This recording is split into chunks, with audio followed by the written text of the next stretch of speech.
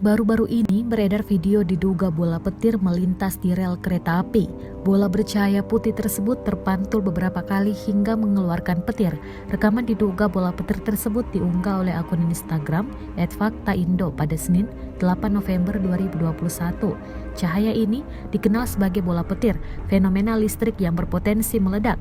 Istilah ini mengacu pada laporan benda bercahaya dan bulat yang bervariasi dari ukuran kacang sampai diameter beberapa meter, tulis akun @faktaindo. Dalam unggahan video tersebut memperlihatkan cahaya mirip bola petir sedang bergerak melintas di atas rel kereta api. Sebelum menginjak ke sisi lahan tanah pinggir rel kereta, cahaya ini memercikkan api dekat tiang listrik.